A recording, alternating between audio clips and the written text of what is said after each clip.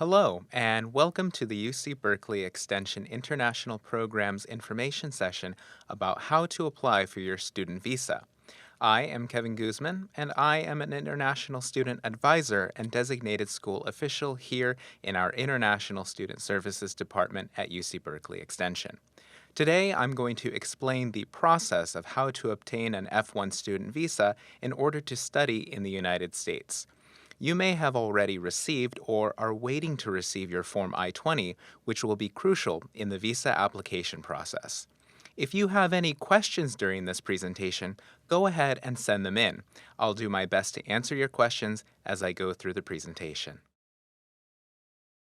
First of all, on behalf of everyone here at UC Berkeley Extension, congratulations on being accepted into one of our programs for international students.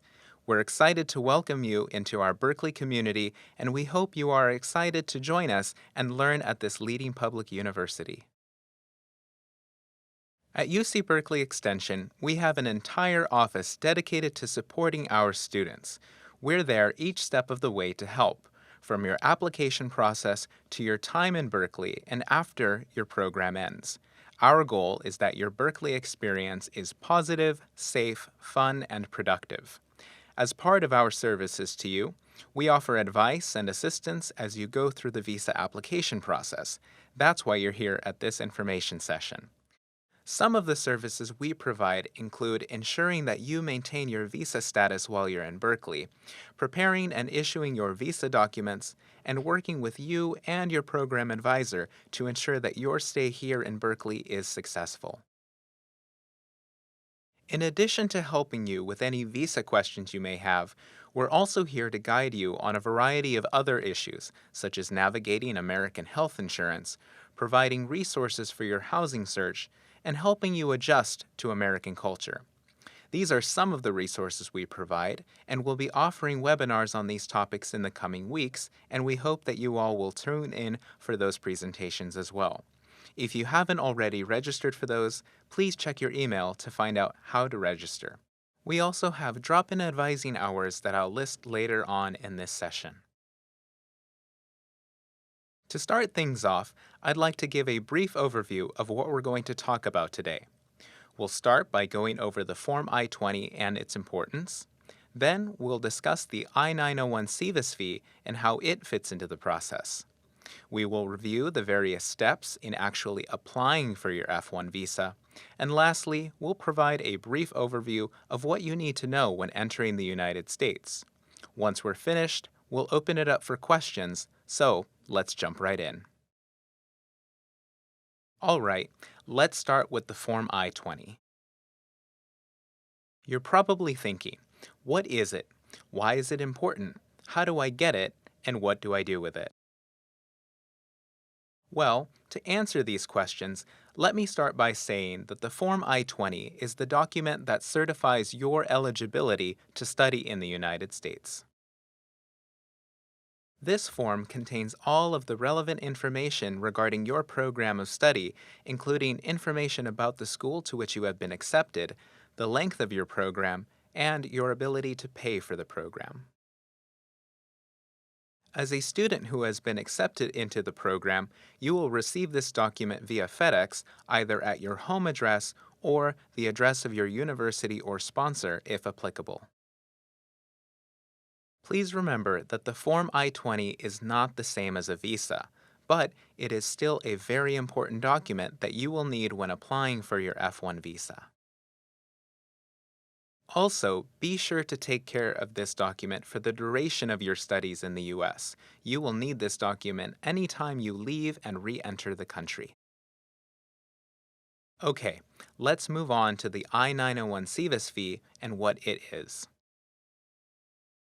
The I-901 Service Fee is a $350 fee that all international students are required to pay. This fee helps fund the Student and Exchange Visitor Program that makes it possible for international students to pursue their studies in the United States. Please remember that this fee is separate from any visa fees charged by an embassy or consulate and the school fees charged by the university. To pay for the I901 Service Fee, visit fmjfee.com and use your Service ID number to log in and pay the fee. Keep in mind that you should pay the Service Fee at least 3 days before your visa interview. Also, you will need to keep your receipt and bring it with you to your visa interview at a U.S. embassy. Speaking of visa interviews, let's move on to talk about how you schedule an interview and what you can expect. First, you'll want to start by locating your nearest U.S. embassy or consulate. You can do this simply by visiting usembassy.gov. Here, you'll be able to search for embassy locations in your home country, and if you click on the embassy that you would like to visit, you'll be redirected to that embassy's services. Once you've selected an embassy, scroll over to the Non-Immigrant Visa section to find out more information on how to apply for your F1 student visa. Since the websites of U.S. embassies can differ from one another, please follow the directions listed on the embassy website that you have selected. Don't be surprised if you are redirected to a third-party website such as ustraveldocs.com. Create an account by clicking on New User and follow the instructions. One thing to remember is that if you are a Canadian citizen, you are not required to go through this process since Canadian citizens are not required to obtain a student visa to study in the United States. Once you have set up your account, you'll need to complete the Form DS-160, which is as simple as following the instructions listed on the website. Answer all of the questions listed on the form to the best of your abilities. Unfortunately, the DS-160 is used for many different kinds of visa applications, so be aware that some of the questions may not be relevant to you and your purposes for coming to the U.S., so just answer these questions as best you can. I should also mention a few things to consider when completing the DS-160. First, your session will expire after 20 minutes of inactivity. You will also need to answer all of the questions in English. Please remember to have on file a digital copy of a passport photo of you. This photo will be used on your F1 visa, so be sure that the photo meets the requirements of the DS-160. Another thing to remember is to be ready to provide a U.S. address of where you will stay when you enter the U.S. Now, this does not have to be a permanent location. It can be a hotel or a family member's home if you have relatives here in the States.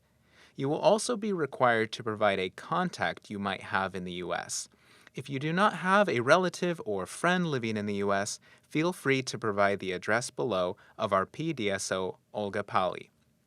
Once you have filled out the DS-160, you will need to pay a $160 visa fee to complete your application. Please keep your receipt after completing the purchase, as you will need this document when you schedule your visa interview. All right, now that you've completed the DS-160 and paid your visa fee, you're ready to begin scheduling a visa interview. All students who have been accepted to our programs, with some exceptions, will be applying for an F1 student visa.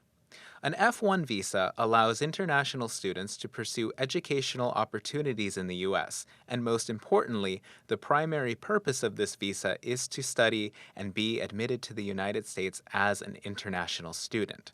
That being said, this status restricts students' ability to be employed, as this is not a work visa. Knowing this information will be helpful during your interview. So, to initiate this process, you'll want to schedule an appointment for your visa interview at your local U.S. embassy or consulate. To do this, visit the embassy's website and schedule an appointment. When scheduling your interview, you will need the following 3 items: your passport number, your CGI reference number from your visa fee receipt, and your 10-digit barcode from the DS-160 confirmation page. As a hint, this particular number is written in red. With that settled, your last step in this visa application process is having a successful visa interview with a consular officer.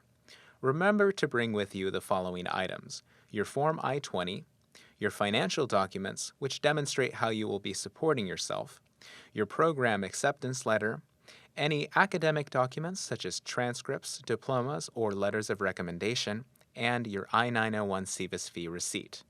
Now, it's important to present this information when the consular officer requests it, because the last thing you want to do is overwhelm the consular officer with all of these documents. One thing to note is, due to the high volume of applications, visa interviews are brief, and decisions can be made based on the first few minutes of your interactions. With that said, please be respectful and polite when speaking with the consular officer, and when you are asked questions, be concise with your responses.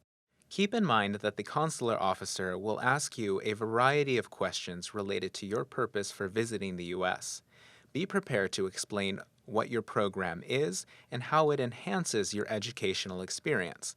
You should be able to demonstrate how you will use this knowledge in your home country when your program is over.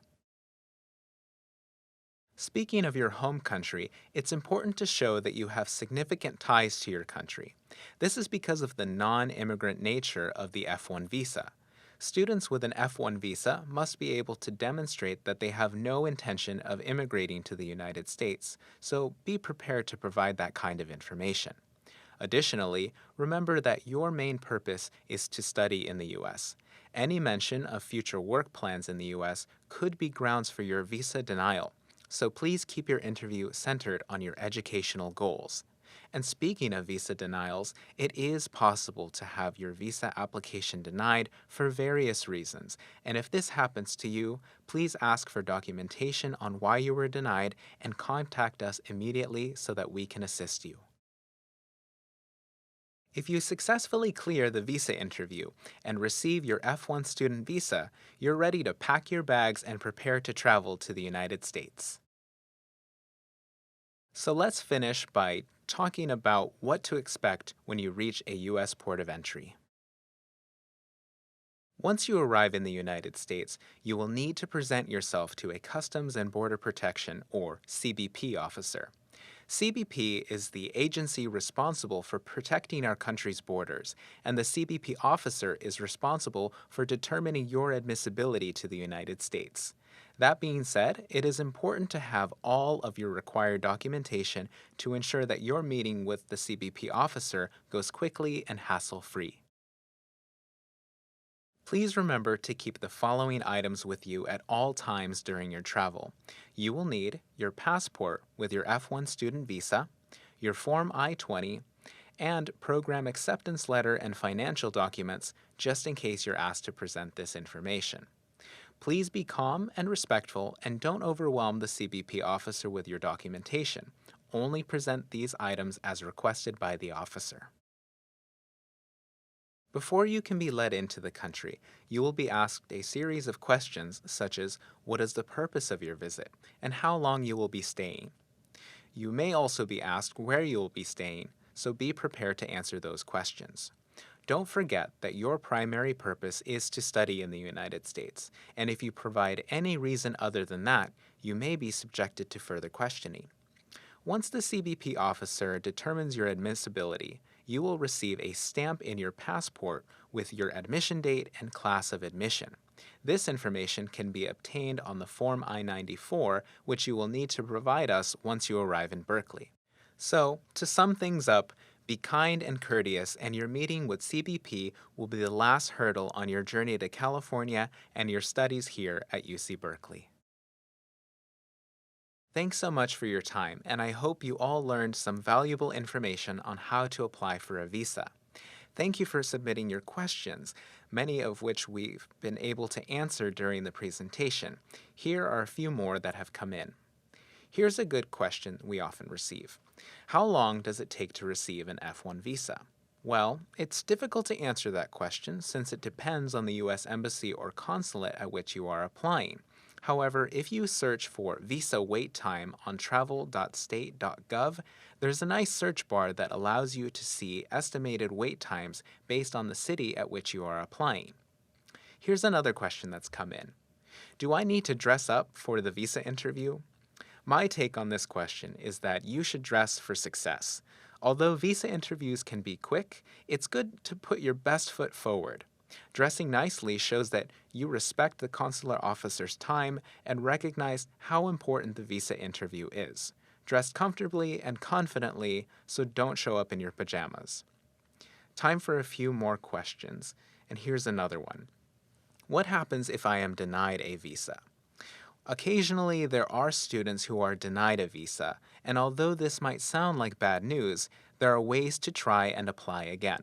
Like I mentioned in the presentation, remember to obtain documentation on why you were denied.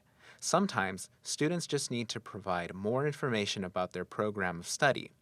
If you receive a denial, please let our International Student Services team know, and we will try our best to assist you. Here's a great question.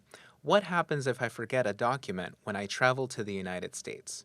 Well, we hope that you all will keep your documents safe before and after your travel to California. But if you do forget a document, ultimately, it is up to CBP to determine whether or not to admit you into the United States. Usually, the CBP officer will issue you a Form I-515A that allows you to temporarily enter the United States for up to 30 days. If this happens to you, you must immediately come to our office so that we can assist you in mailing your missing documents within those 30 days. This is a very serious matter, so please remember to bring all of your documents. All right, time for one last question. What happens to my Form I-20 after I complete my program? This is a fantastic question. Please remember that it is your responsibility to keep your Form I-20 safe for the duration of your studies. That being said, it's also important to make sure to hold on to all copies of your Form I-20 even after you complete your program.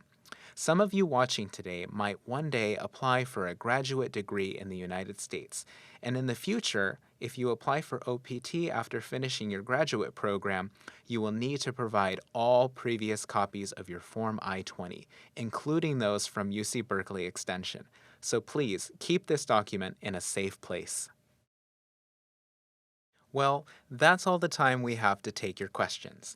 But if you have any additional questions that I wasn't able to answer, here's our contact information.